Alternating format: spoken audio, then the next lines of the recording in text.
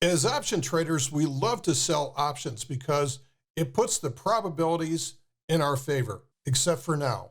Welcome to the ReadySetTrade Market Minute for Sunday, the 27th of November.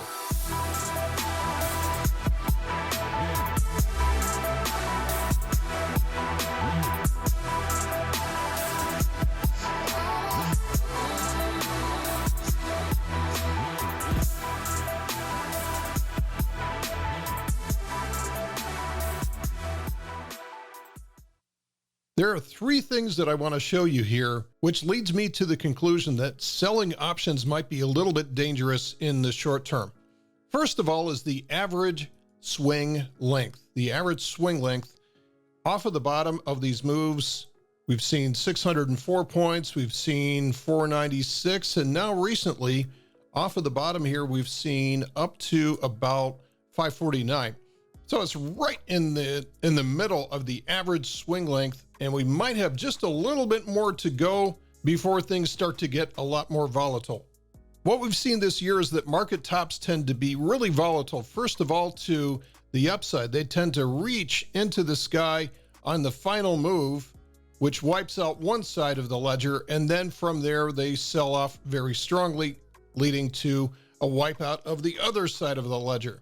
So we might see this nice little rally here start to transition into something which becomes a lot more volatile. And typically that spells pain for options sellers. The second thing I want to bring to your attention is the difference between historical and implied volatility. Implied volatility is the blue line, and this is the implied forward move as measured by the options market. The orange line slightly above it is the realized volatility over the past X number of days. And what it's showing is that the realized volatility is actually much stronger than what's being priced in. So the risk premium priced into the options is not really paying us very well to be taking the risk that we do when we sell an option. It's much better for us to have overstated implied volatility, which is much above the historical or realized volatility. The other situation is where we have this, and it doesn't happen all that often, but again, realized volatility being higher than implied means that we can be in trouble in a hurry because our positions are not getting much distance on them when we sell them. The number three thing that I want to bring to your attention is the VIX. The VIX right now has just basically collapsed.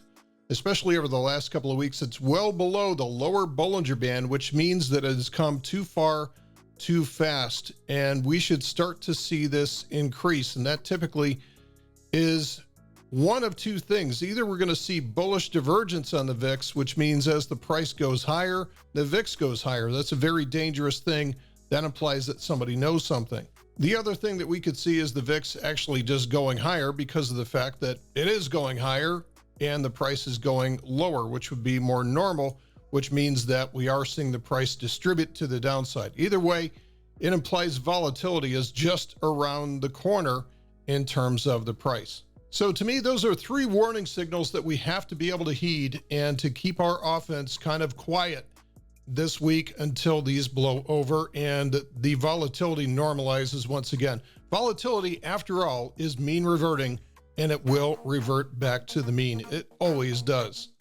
That's it for today's Market Minute. Thanks for listening. We'll see you in the next one.